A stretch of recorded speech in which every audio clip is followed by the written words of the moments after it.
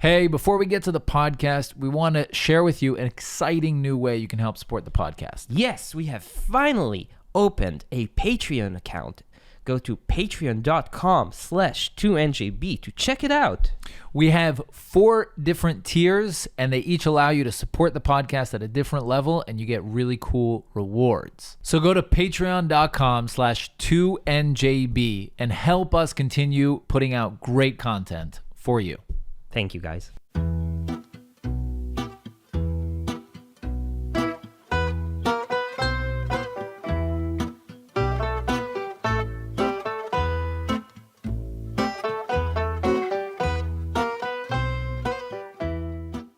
It's been a while. It's been a while. It's been more than a month this How have time. you been, you handsome beast of a man? I feel uncomfortable now. I'm doing good. Yeah. Yeah, Chagim was How's long. Daniela? She's half years old. Half a year she's old. 6 months. And yeah. Sooner than you know, she's dating guys twice her age. yeah, maybe even now she's dating a 1-year-old. I don't know about it. I'm gonna have to beat up that 1-year-old. I will beat up a 1-year-old. If that's what it if takes. he dares touch that's what it means she's to in be the a good kindergarten father. now, no? Yeah, she's in a Maybe she's been touched by a 1-year-old. Maybe I should just go in there and start kicking all the Fuck 'em up. 1-year-olds. Just kick them. Just kick them right in the face. Like, don't touch my daughter. Yeah, she's no. she's not studied. dating anybody yet. She's know catalog already. She's no what? She speaks catalog. Catalog. Tagalog. Why? Because she has a You put her in the Filipino kindergarten to save 500 shekels. No, but there is a Filipino woman there who's one of the metaplot, one of the caregivers, like the kindergartner's assistants. But she Mhm. doesn't talk to them in Tagalog, I think. Tagalog, She talks Tagalog, to yeah. Tagalog. She talks to them in English, which is nice. Mm. Yeah. And then I talk to her in English, so hopefully she'll be literate in at Mhm. least half a language by the time she's I hope you don't 18. speak Hebrew to her because that's brutal. That's child abuse. Me? Yeah, if you speak Hebrew to her. Yeah, I wouldn't want to lead her astray like that. No, I only speak some Mandarin. Yeah. So what's up? Wow, there's so many new things happening. Yes, The world it seems like the world is on crumbling. fire. It's Yeah. crumbling. It's crumbling. For our advice, the official 2NJB advice is pack a bag, change your name, Yeah. leave the country, and run. Start prepping. Just run. Just Yeah, pack like an yeah. apocalypse bag, like the zombie Yeah, kits. machete. A machete, What else do you need? Like a water bottle, Yeah, knife, pocket knife, a pocket knife. another machete, maybe one in each end, right? Yeah, you would be really prepared for the end of the world. You seem like you know your shit. 2 machetes and a water bottle. Yeah, some ramen. Some ramen. Mhm, Yeah. mhm. You gotta have. Yeah. That's But it. what are you gonna make it with, like warm water? Yeah, the one that you buy in the supermarket. Make it just like with but you're gonna make it with just the cold water you have? gonna be like no, wet, I'll boil the like- water. Oh, okay. With what? My body heat. That doesn't make any sense. Anyway, so yeah, the world is crumbling apart. So here Yeah. in Israel, on our front, the most debated thing is the Lebanon gas deal. So basically, Lapid, he's Interim prime minister. exactly, and he has to sign some kind of a What deal. what does it mean, interim prime minister? It means that Like, how did he get he here? had a deal with Bennett, and that if the government is falling, then Bennett will give up being a prime minister and pass it on to Lapid. Yeah, but essentially. first of all, they had a rotation deal. Yeah. Like, the idea was, Bennett, you go first, and then we high five, and I go next. Yeah. Right?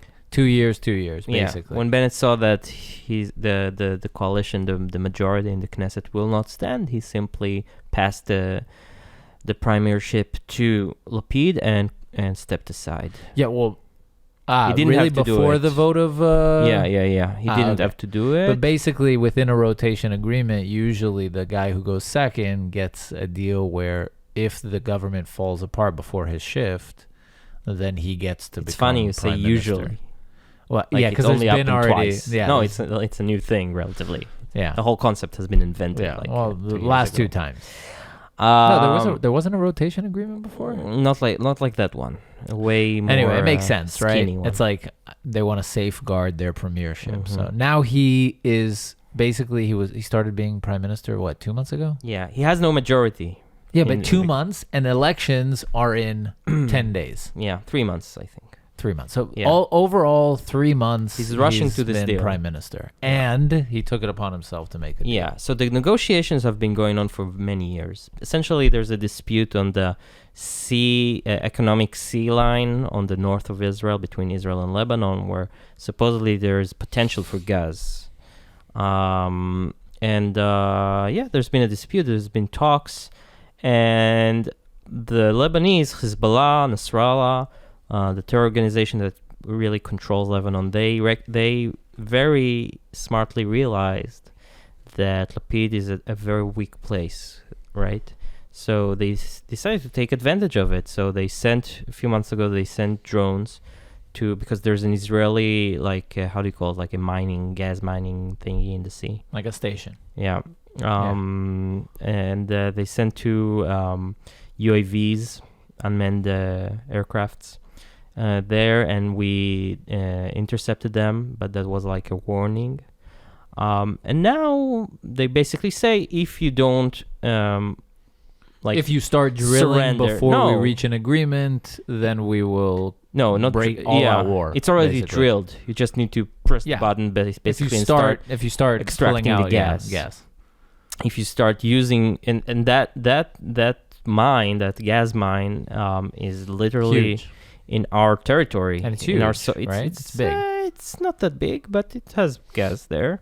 But it's in our borders, and they tell us, they basically threaten us, and they also say, if you don't sign this deal with us, that basically gives us everything that we want border-wise, move the line of the border. There's 860 square kilometers that are under dispute. Yeah. And the deal is to give them everything.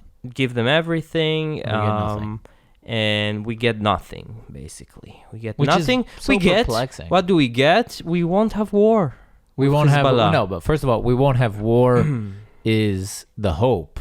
It's Yes. speculation. Yes. It's not actually written into the deal. It's not like Yes. Hezbollah is a signed party in the agreement that says Right. we won't wage war on Israel for the next 5 years. Right. Which, by the way, even if that had been a concession, would have been Humiliating. not a poor man's consolation. That's Right, not right. really. I mean, they anything. should be afraid of war, not us. Yeah. It's ridiculous. But even that is not in the agreement. And then there's another thing, which is we can negotiate with Total, which is the French company that's supposedly going to do the drilling. We can negotiate for some kind of compensation. residuals or whatever. Yeah, but basically we give the Lebanese. But even that isn't written into the agreement. Right. There's no. We haven't sum. seen really the agreement. It hasn't been officially presented yet. We only saw leaks of all kinds. No, but now they released the official statement or letter or of I'm not sure they actually kavanot. released it. I'm not sure they actually released the whole Okay. agreement officially yet. Okay. That's part of the 'Cause problem. I saw There've the been- guy Bechol guy on the news, Yeah. and he was saying that He's up using until a now draft. it's been speculation, but now it was officially released. Because now up maybe until by now the it was the Lebanese. leaks. Maybe by the Yeah. Lebanese it's been released, but not by us. One of the problems is they did all that in the dark, our government, so they won't show details. And now, basically... What was the document that you sent me? The post that you sent It's me a draft. included a document. It's a leaked final draft of Okay. the deal, Okay. okay? And you can see more or less what's going on. And the problem is they want to approve it in the government without bringing it to the parliament. And there's actually a very, very basic law that speaks about that and prevents a government exactly from doing that.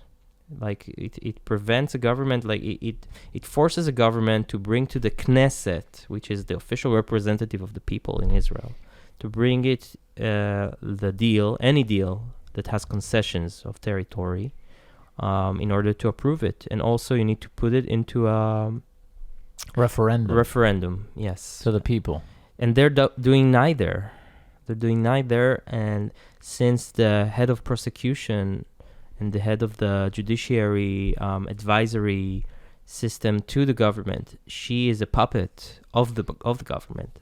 She lets them do that. And today there was a Supreme Court discussion about it, but doesn't look like they're going to intervene. So basically, Lapid is going to sign this deal few days before elections, giving in a 3-month interim tenure that happened on a technicality and not really. Yes, without him, he doesn't enjoy the support of the people, of the parliament, right? And he's doing it. So now, if Bibi were to do such a thing, wow, the media would go insane. And that's the thing. A disclaimer, I work for the Likud campaign, guys, for the 5th time. That's the thing that's really visible. The media it doesn't even try to, to stay, to pretend to be objective.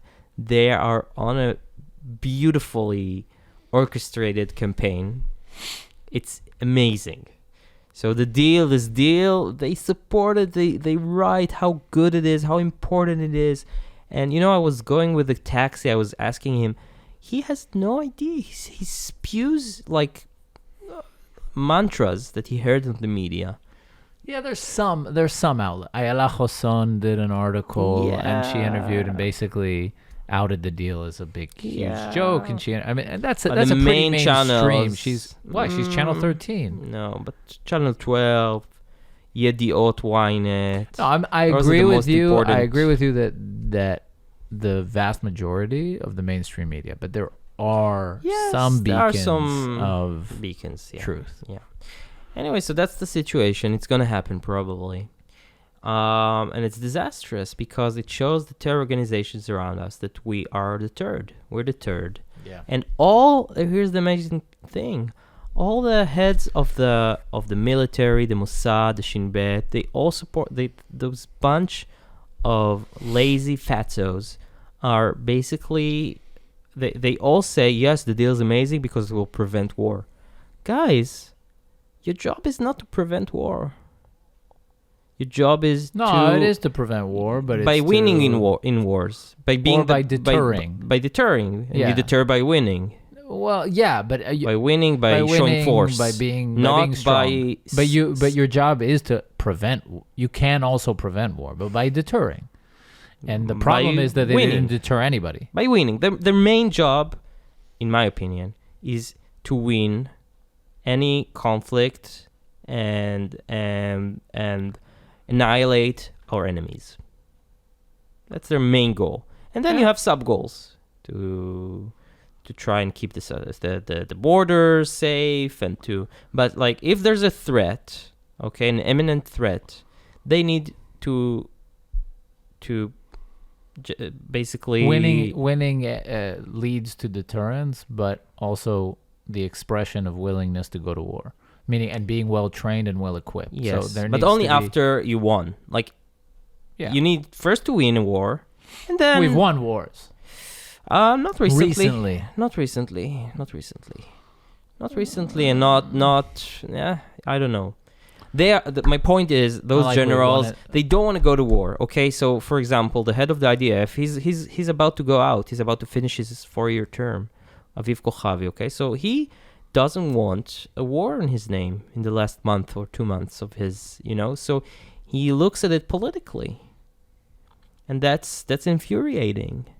So he goes, I'll just let Hezbollah win because I'm a coward. Yeah, it's appeasement, and it's never worked before. So to me, it's shameful. It's shameful. It is.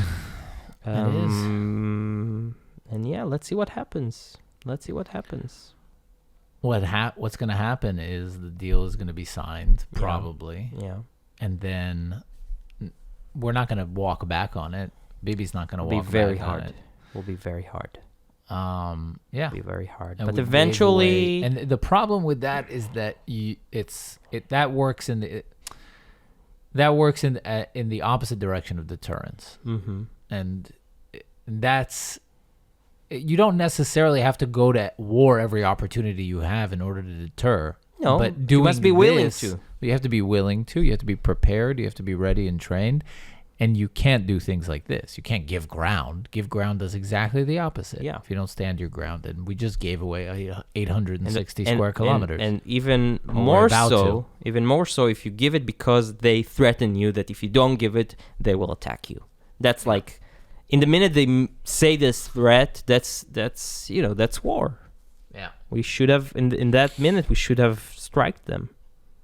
We should have striked them. No, we should have started drilling. We should have started extracting gas. That's what we should have done. I don't know, man. We should have started extracting gas. You don't have to take every threat seriously. And then but they attacked us with war. UAVs. Iran talks about war every Monday and They attacked Thursday. us with UAVs like 3 months ago, 4 months ago.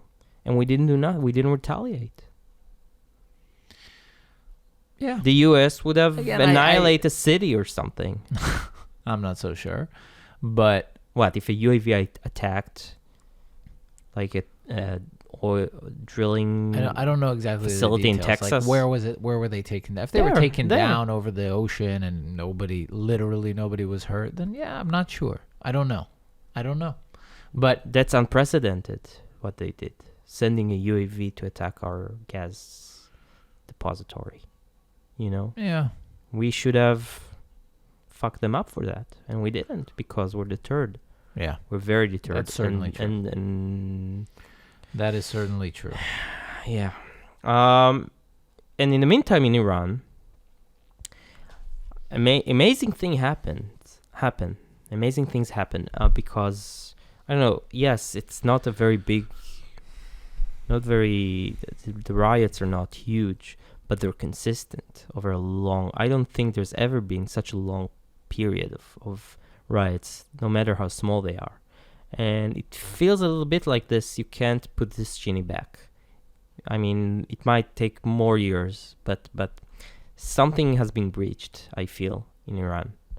Like, you can't take what happened. It's I don't know. That's how it feels when you look at the pictures and the videos. It all started when there was a woman who who was supposedly killed for not wearing Google her name? hijab, right? Yeah. The morality police in Iran, which is ridiculous that there is such a thing. The morality police stopped a woman for not wearing a head covering and having her hair exposed, and then there were reports that they beat her head with a baton. Masa Amini. She's like 20 something, right? Yeah. Yeah, and so she's dead. Yeah. And that led to protests where women took off their hijabs in protest, and now it's spread throughout the entire country. Young, like very young in schools, like teenagers in schools. That we haven't seen before. They're the worst. Teenage girls. No, but it's crazy. And now Iran is also providing Russia with weaponry and UAVs, exploding UAVs. Yeah. Which is good for us because it puts the deal with Iran and the West in jeopardy. Like when an Iranian UAV is exploding in Kiev, it makes it very hard for Biden to sign a deal with Iran. Yeah. It's bad for you. I'm sure it makes it so hard for him. We just saw that Yair Lapid maybe more for the signed Europeans. this deal, and Joe Biden said very, very questionable things leading up to the war between Russia and Ukraine and the invasion. So I'm not sure that I would put it beyond him to sign a deal with it. We see what the power of like will does for politicians when they're weak and when they're in a position where they want something. Yeah. They're willing. I mean, he's willing to give any concession and get to that. But for deal, the Europeans, it would be harder. For the Europeans, maybe, because those UAVs will explode on their capitals too. Maybe, you don't know with Putin. And there's a big debate now in Israel. I wonder what's your opinion about it, sir? About whether Israel should be more supportive of Ukraine. I mean, it's send been them since more the beginning. weapons, more technology, be more, or keep it like we're not neutral, but we're less supportive than Europe. I'm not sure I see why we would want to support Ukraine. Like, there is the vague idea that they stand for democracy and Russia stands for authoritarianism, and they're a thug. And I do think that Russia is the aggressor here, and they did something wrong, and they shouldn't be in Ukraine, and the Ukrainian people should fight back. But I mean, it's not like there's some long history or there's some really deep shared values between the Ukrainian people and Israel. True, but morally, don't we need to, like... And we aren't a superpower that is in the game of drawing the lines of democracy, throughout the globe and trying to put up a fight against authoritarianism and dictatorships throughout the that's the U.S.'s job, and I do believe that should be part of the U.S.'s job, and it should be part of their in their interest. But we can help the Ukrainians. We can help I think them. we should be a strong ally to the U.S. and the U.S. It should be on their responsibility to do that. I don't know if we should. I don't know. I don't see. The big debate is Russia gives us kind of carte blanche, like freedom of movement in Syria, and we can do what we want, and we don't get any repercussions from the Russians who basically control Syria. And I'm not sure it's worth jeopardizing that in order to make some kind of moral stand. Or jeopardize it. I mean, even if that wasn't there, like, why do we want to poke the bear? Russia, I think the media, speaking of the mainstream media, I think that Russia was underestimated. I think the mainstream media right now is trying to paint it as if, Russia's having such a hard time. The Ukrainians Russia is fucking decimating Ukraine. Maybe they're not making the gains they wish to make as quick as they wish to make them. Yeah. But Ukraine is, not just crippled, it might even be on the verge of death.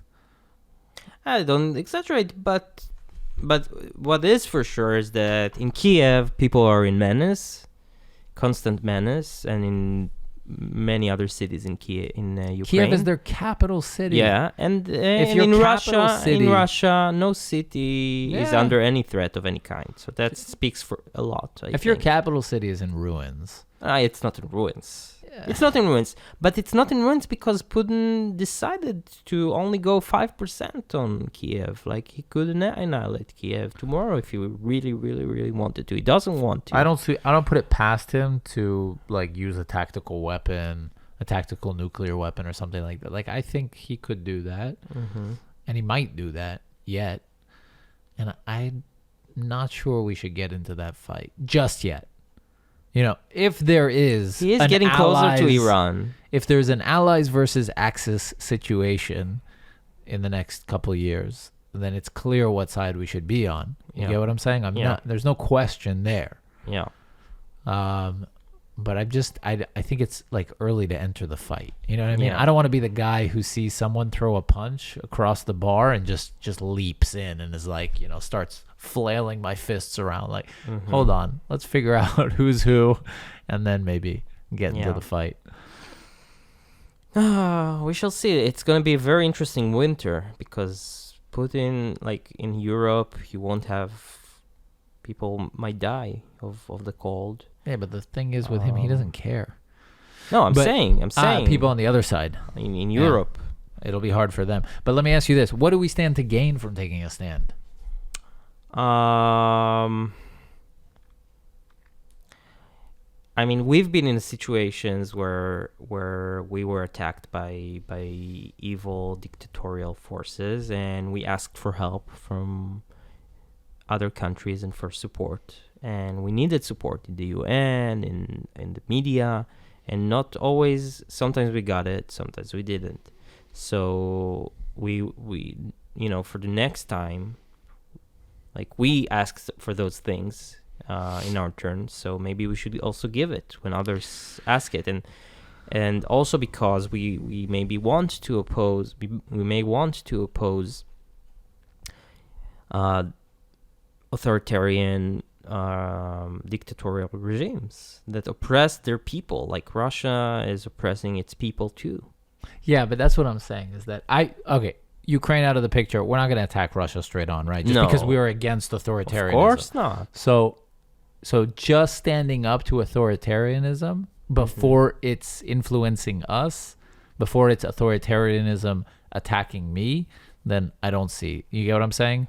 Like, it's not, unless it's not my fight to fight. Like protecting the Russians against authoritarians, that's their fight to fight. There's a reason that I'm not going into Iran and freeing all the people that are oppressed or going into, right? That's their fight. They should fight their fight.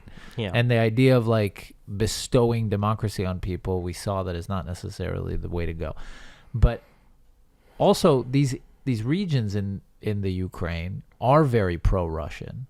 So I'm not sure even what side I'm not, again, he's the aggressor. I don't think he should have attacked.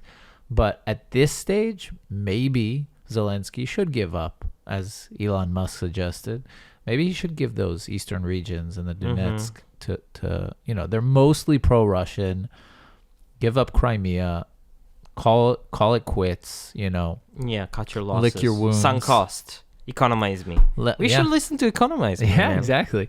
Lick your wounds and, call it a day. Like, why should I go and stand up for his stubbornness, And I get it. Like, you want to fight back and you want to set up deterrence so that Russia doesn't bite out another chunk of the Ukraine, next summer. Yeah. But also, that's I a don't decision see you're Europe making. and the US sending troops to help him. Yeah, exactly. They I'm send not money, gonna. they I'm not gonna send- be the guy who's like, "Wait, guys, I'm here to help." Yeah, they're afraid as We're- shit. We've got Like- enough problems to worry about. Yeah. We've got enough problems to worry about. I think Like it's the elections coming up. oh yeah. What's going to happen? I don't know. You tell me, man. You got a Look, front the row polls, seat. The polls are very confusing. In some, it's 60-60. In some, it's Bibi has a majority. In some, Lapid has a very slim majority. Majority, really? There are some polls with Lapid taking the lead. With the Arab parties. Yes. 61. You mean the faction, like the chunks? But I'm saying Yeah, that his party alone, no. Of course not. Clearly, Likud has a lead. Yes. By what? Like 10?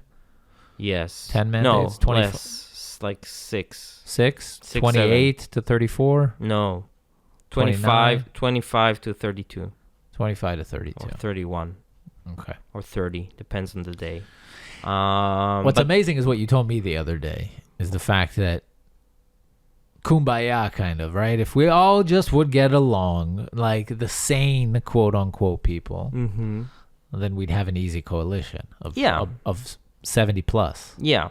Like, for example, throw down the numbers. Like, if Lapid and Gantz didn't boycott Bibi, they could join his coalition. They could join if his coalition. Lapid, who's 25, Bibi, who's 32, that's already 57. Yeah. And Gantz, and Saar, who are in the polls are like or 10. the Haredis. 10, 11, 12, right? Yeah. Or That's- Lieberman, the Haredis. You need one more little It's already party. 67. And then Yeah. if they would sit with, let's say, Lieberman, no, because the Haredim, Lapid and the Haredim don't get along. But Lieberman should get along with all of those people, even though him and Bibi hate each other now. But Lieberman's another 8 or 9. And the Labour That's- Party. Boom, 70-something. No, so the Labour Party, I get it. They're a little bit too left. No, but They're a little too left. But the You Labour can't- Party had a government with Likud in the 80s. Yeah, okay, Sababa. But I'm saying that there is, I think that's just like Bennett. It's not like Bennett sitting with the Arab parties, but it's like Bennett sitting with Avodah or Meretz. The idea that the Likud and the Avodah sit together, it's a bit ideologically, their worldviews are a little too far apart. And then I start suspecting that people just give a shit about, having a seat. Yeah. And they don't really care. Because how are you guys, if you are the Likud and you stand for liberal economics and national security and the things that I care, how are you going to do what I want you to do if you're sitting with Avodah, who's talking about giving up territory and welfare for all? Like, it's just impossible. So I get it. But I'm thinking Lapid, Gantz, Saar, as you put it, Likud, and Lieberman, that's like 75 right there. Yeah. No, but they're boycotting Netanyahu. They're boycotting, and it's not them. The Likud. All the boycotting the entire Likud. It's not It's them. their voters, you say. Yeah. The reason they're getting so many votes is because people are like, fuck but you, it's baby. because They hate the whole him. culture of boycotting has been normalized. You know, it wasn't like that 20, 30, 40 years ago. I mean, it was a little bit with Begin. It was with Begin, yeah. But things happened since then. Yeah, I don't know what it is. I don't know what it is that... But here's the thing. Here's the thing, though. Yeah. The whole base of the boycott is the legal issues. You know, if there weren't legal issues with Netanyahu's legal issues. the left would have much weaker basis for boycotting. That's what they always use to boycott, to excuse their boycott. Does he write about them in his new book? I think so. I haven't read it yet. No. Shame on you. But that's Isn't that the like thing. So if your first task the next day on the job? Not yet. Okay. So I'm saying, if the claims that those cases are far-fetched, if they turn up, those claims turn up to be correct, it means that the whole judiciary system that forged those legal cases out of thin air almost affected the course of our history, you know. But that's so overwhelmingly, yeah, in a very, very impactful way. But I mean that makes sense when you have a loophole, a serious gash in your system, right? That there's something broken in it. There's a big bug in the system. yeah, It's gonna affect the experience, right? yeah, If you have a huge bug in your system, in your operating system, it's gonna affect the experience in a big way, and you have to fix the bug, like.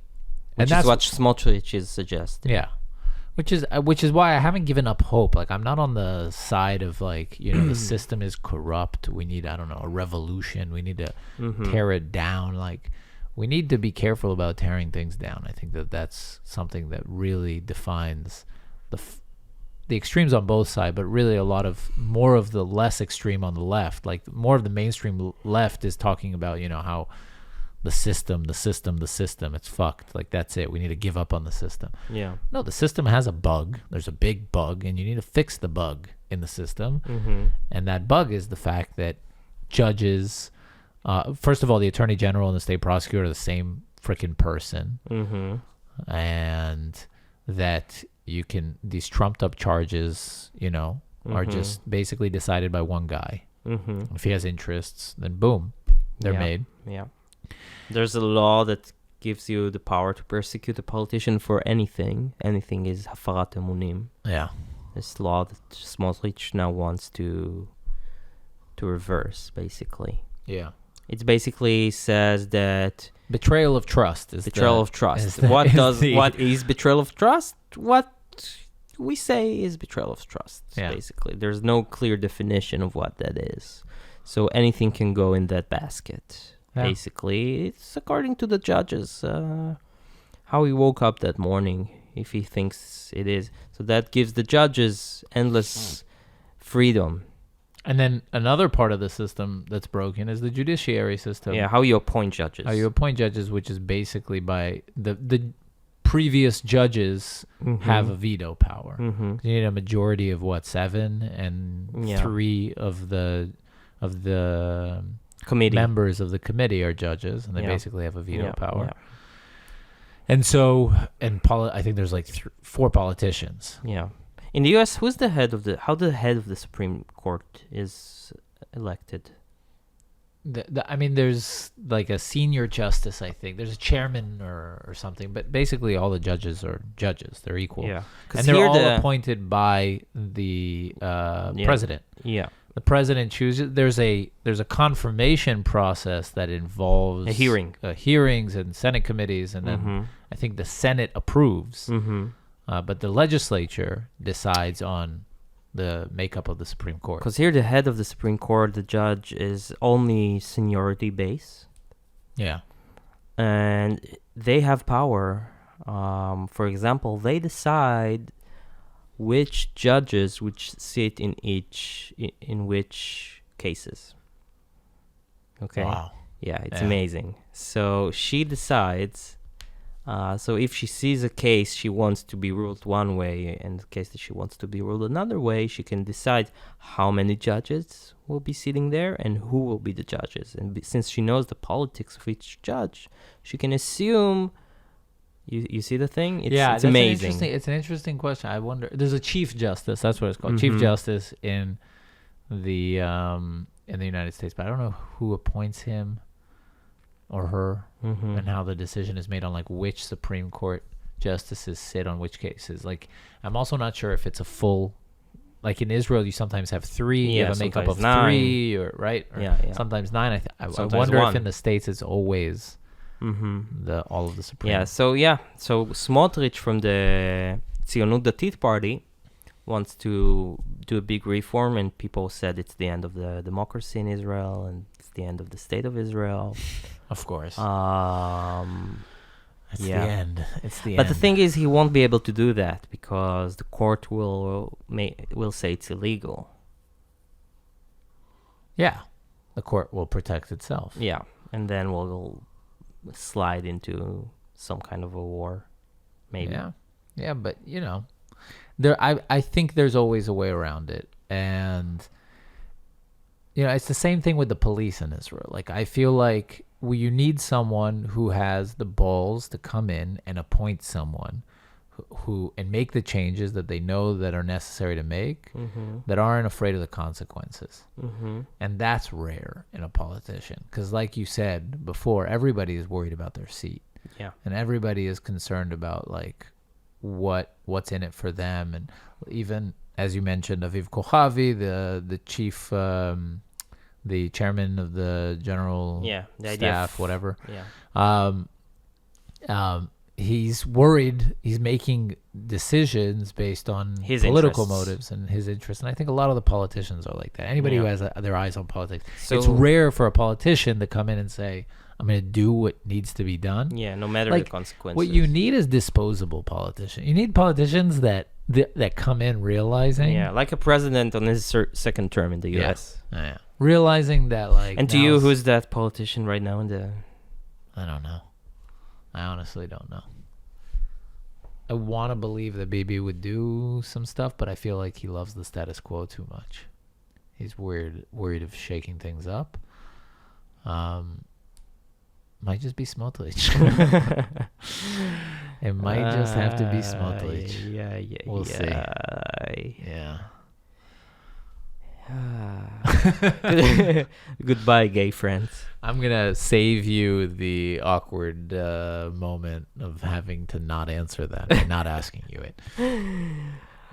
Noah is basically a politician now. He can't answer questions about politics.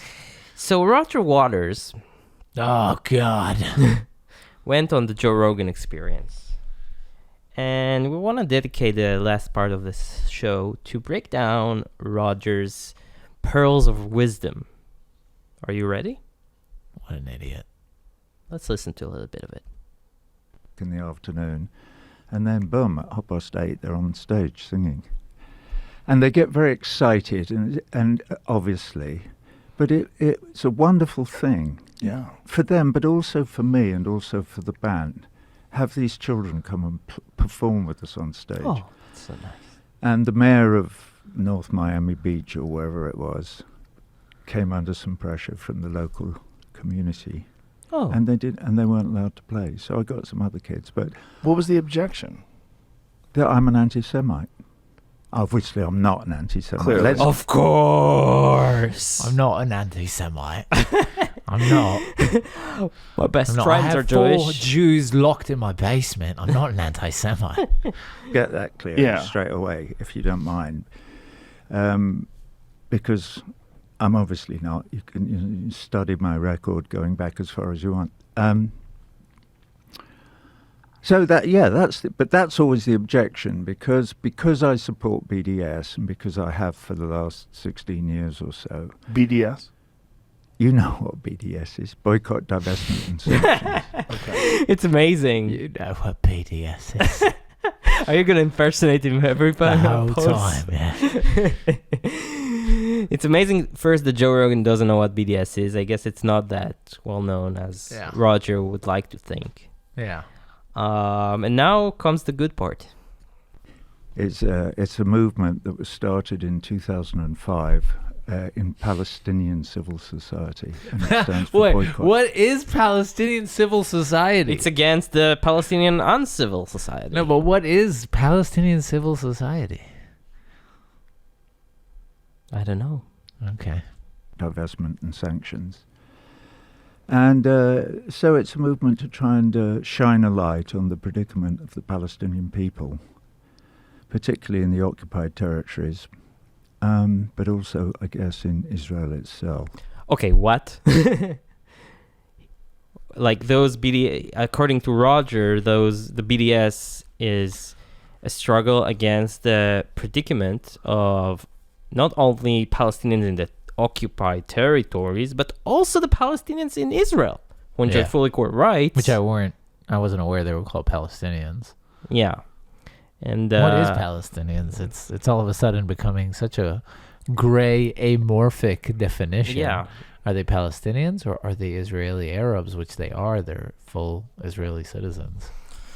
Oh man. Let's see here what he says. Using boycott and divestment from companies that like Caterpillar or Hewlett Packard, people like that, who deal in the illegal settlements in the occupied territory, and sanctions. Well, there's not many people out there who are powerful enough to impose sanctions. And This is the most of boring those Roger Waters has with ever that been. much power are allies of the Israeli government, and so wouldn't do so. But anyway, that's what it is by and large. And since then, we have made great strides in that movement, and it's a much bigger movement than it was. And in consequence, the sort of battle lines have been drawn, but it's got more intense, and it's slightly less gentlemanly sport than it was 16 years ago. What? It's slightly less gentle. It was so much more gentlemanly Oh, we're in when the the good old days. Palestinians were blowing buses up.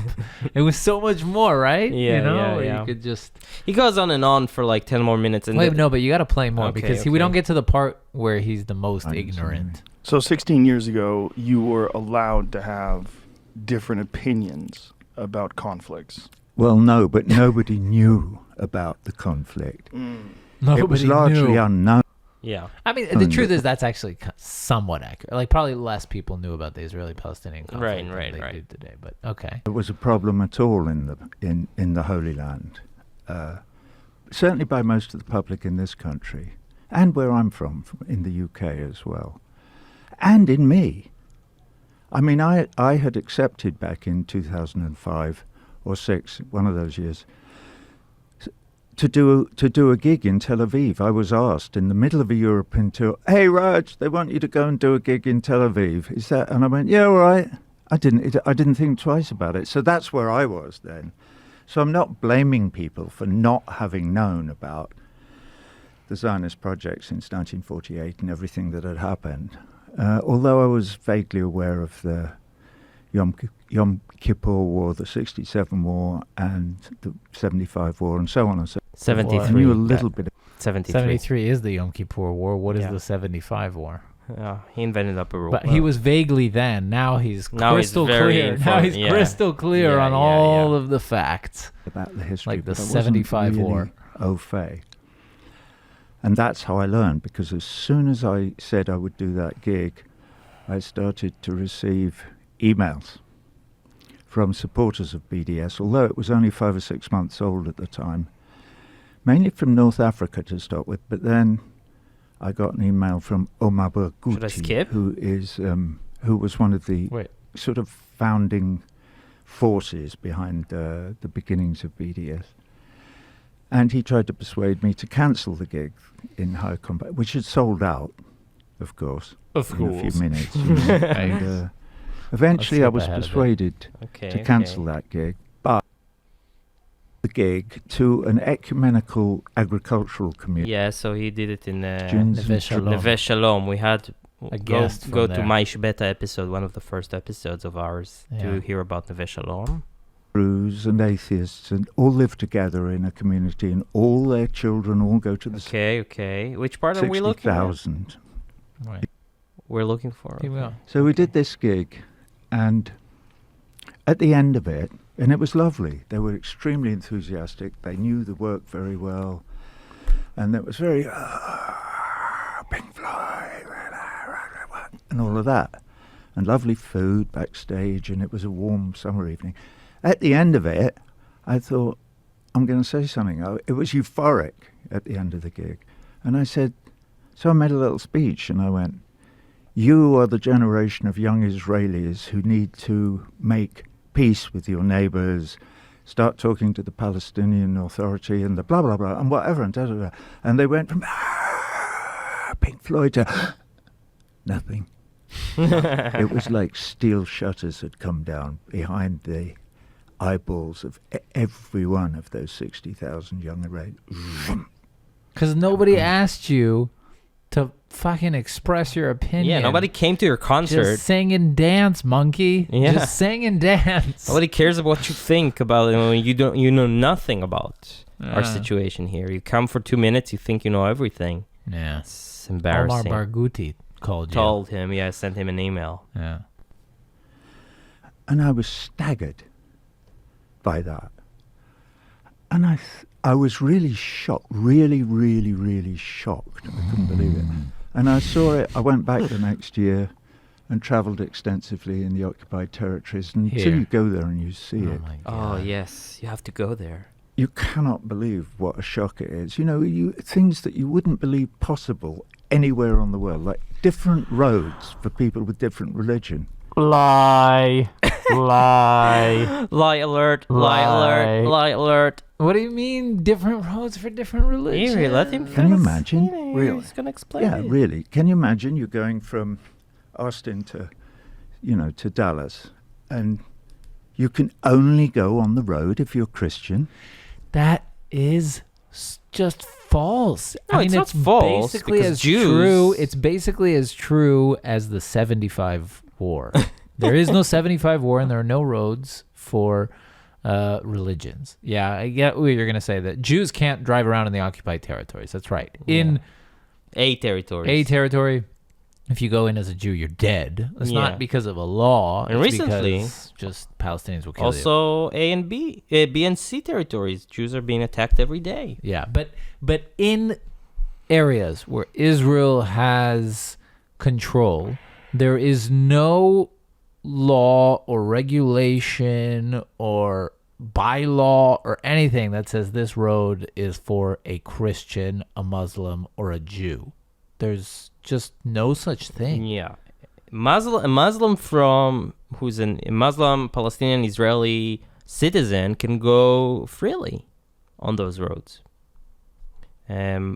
But residents of Ramallah are not allowed in some of those roads because we don't want them there.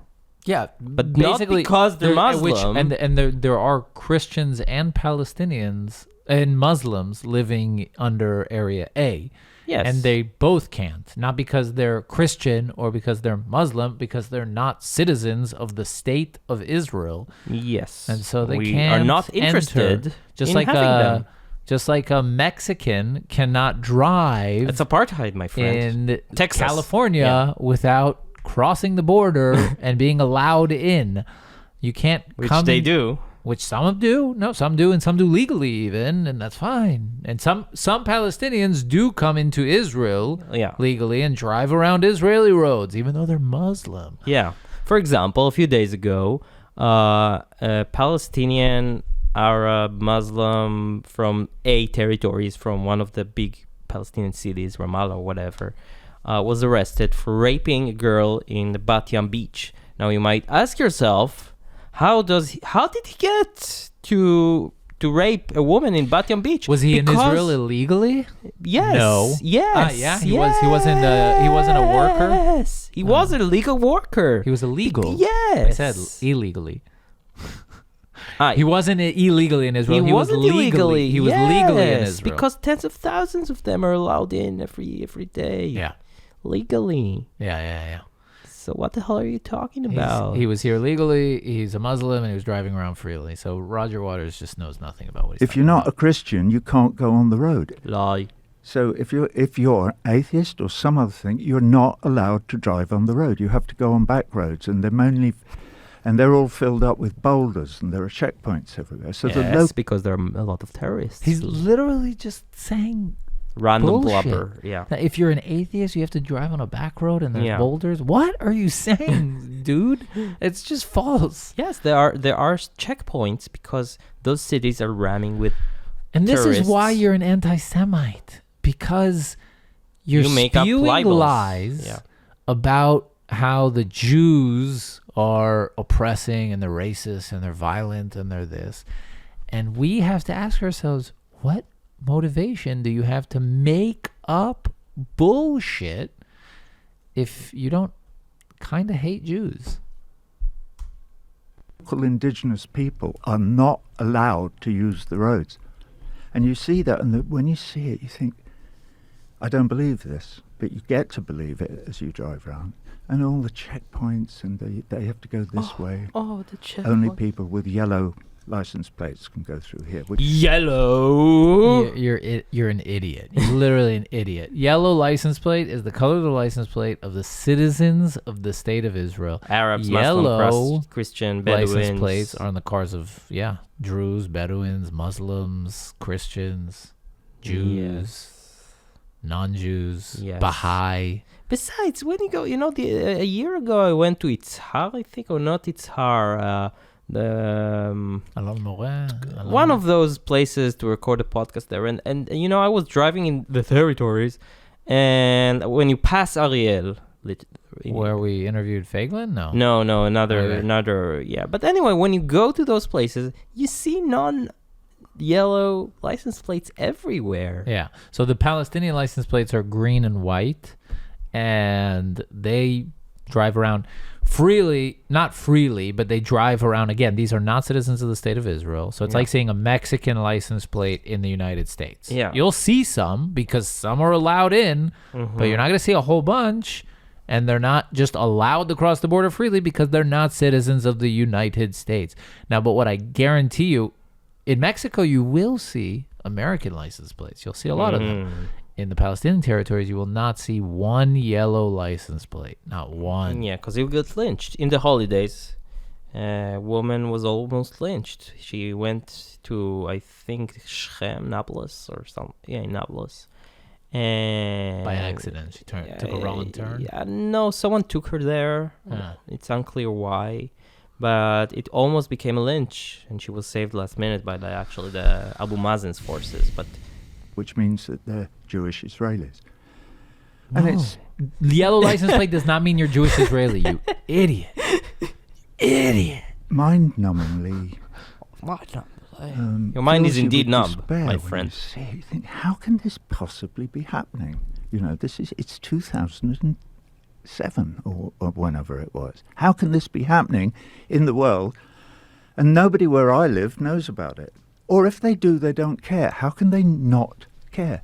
And I say, you might bring it up here and say, how would you feel if you weren't a Christian and that meant you couldn't use the road? I mean, it's so weird that it's hard to get your mind around. His biggest qualm with Israel is Driving. fiction. Yeah. It's like me being like, I can't stand the United States because everybody's green there. Yeah. Yeah. And they beat up. Purple people.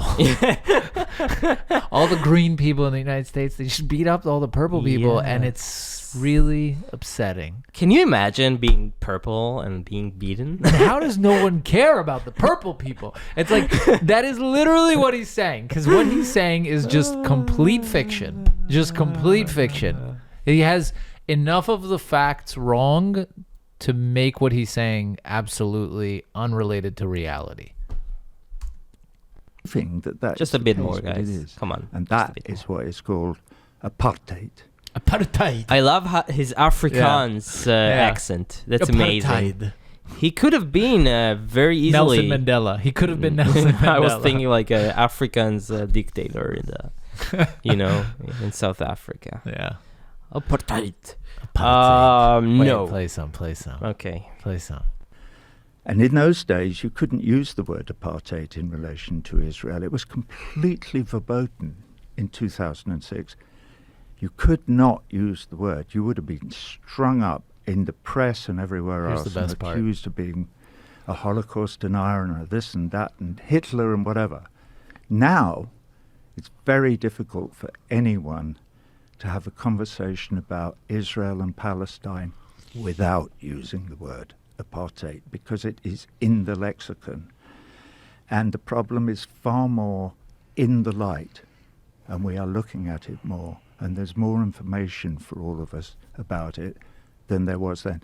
That is the work that BDS has done. And Slow clap. Wow. Wonderful. That's amazing work. BDS has empowered homosexual killing, women oppressing, just savages. And it's amazing, right? Yeah. They kill homosexuals, they kill women. Fathers and brothers get together to kill the daughter/sister because she was walking around the mall with the wrong guy. And they kill Jews. Oh yeah, and they kill Jews too. But they kill their own people. Yeah. Forget killing Jews. Forget killing Jews. Let's can't you guys put that just get aside. along with yourselves? Anyway, so it's And the amazing thing is, amazing. Joe Rogan, who's so, he's so potent in arguing, talking, making life hard sometimes. Like he can ask, he can challenge interviewees. He does it sometimes, but here he's completely silent. He I don't know if he knows enough about the Israeli. Like I agree, he should have come way more informed. He can still ask him, even without knowing. He could still ask some harder questions. Challenge the guy. He lets him, Yeah, just go on and on. and then he does ask him. He does. And so it has made progress, and I'm glad it has, because what I desperately hope to live to see is a holy land. Oh, that's a big I don't care what it's called, from the River Jordan to the sea, where the people all have equal religious and political and social rights. It Okay. exists, buddy. It exists, just not from the river to the sea, but from like 15 kilometers from the river to the sea. It Yes. exists. No, but that's the thing, man. He knows what he wants. He wants one state. It's an Arab, Palestinian, Muslim, Hamas state from the river to the sea. I don't know if that's what he wants. I think Of course, when you say one state from the river to the sea, you say it's a majority of Arabs and a minority of Jews. no. I think he doesn't. I'll tell you what I think why he's actually an anti-Semite. I think that he's ignorant. I don't think that he's done the research. I don't think that he's been exposed to the facts. And if he has been exposed to the facts, I think he's just so in the confirmation bias thing that he just kind of shuts them out. He doesn't even want to hear it. Mm-hmm. And I think he's in that position comfortably numb. Yeah. Because he's comfortable hating Jews. He's comfortable saying the Jews are racist. They're creating an apartheid, and the poor Muslims, and they're oppressing them. He's comfortable doing that because he's anti-Semitic. But still, it doesn't explain why he's fine with giving. He's not fine. He actually doesn't realize Oh, come that on. He knows there's a huge his majority of deep Arabs between the seated- river and the sea. He knows there's a it. majority of Arabs between the river and the sea. Yes, he knows it. He knows the numbers. He's hoping for a state. First of all, I'm not sure that that's... What? you mean including Gaza and the Of West Bank? course.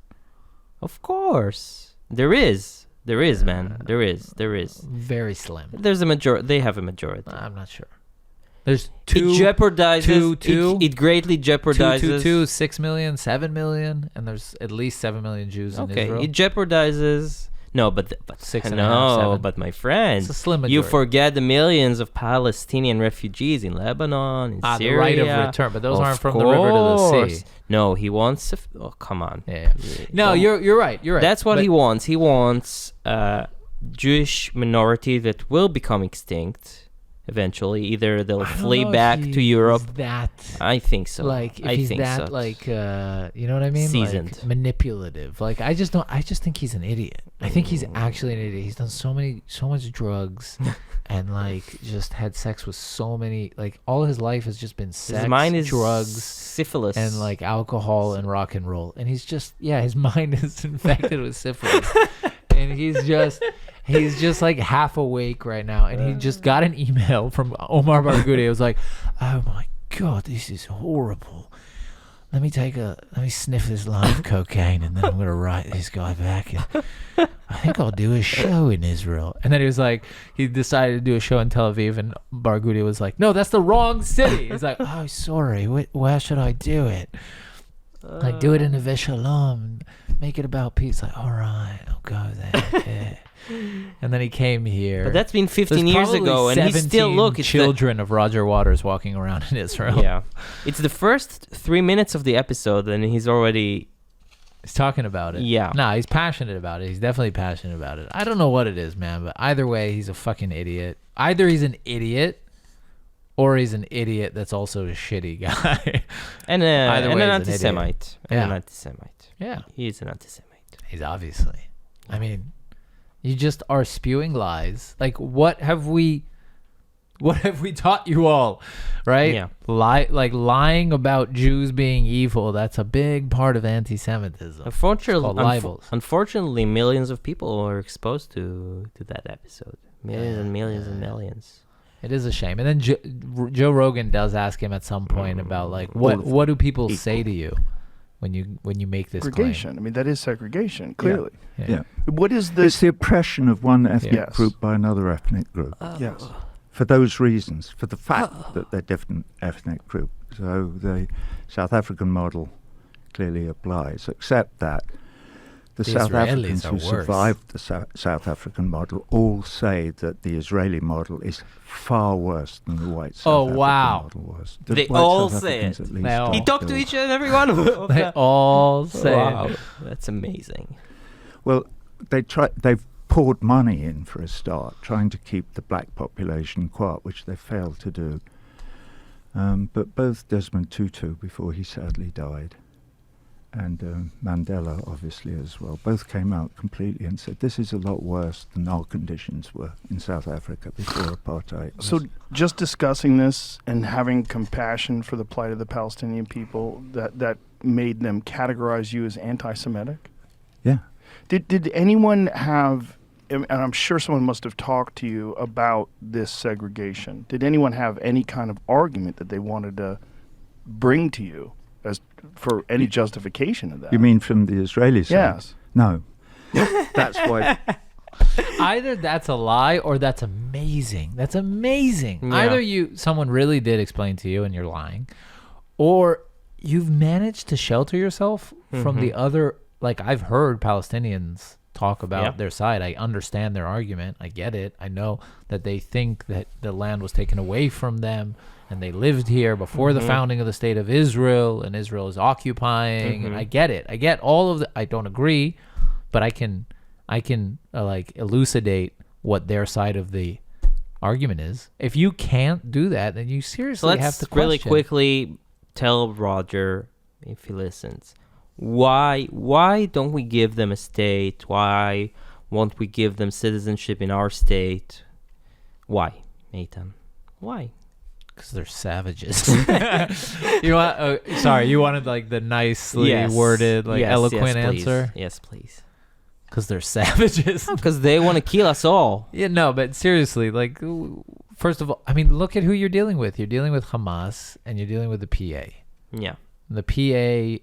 I mean, I don't even know where to start. They teach their kids. They have textbooks that have been like criticized by organizations for having just like blatant anti-Semitism. Yesterday. They carry out terrorist attacks. The PA funds terrorists and their families. Yeah. Like, meaning they if you kill a Jew, you get money. You get money from the PA. Basically, yeah. You get money from the PA. Like, you get money. There's no There's no it's not complicated. It's like that winning is the the lottery. most direct incentivization of terrorism ever. It's like kill a Jew, get a money. Yeah. It's literally like a prize, like a sign, like If only I wanted could Jews participate in that. money. Sounds very Yeah. lucrative to me. I wonder who your first victim would be. I'm never coming over here again. No, but they literally pay Yeah. people to kill Jews. You know, yesterday we killed a terrorist who murdered a soldier a week ago, and the PA released an official warning ad Yeah. Yeah. to this dead terrorist.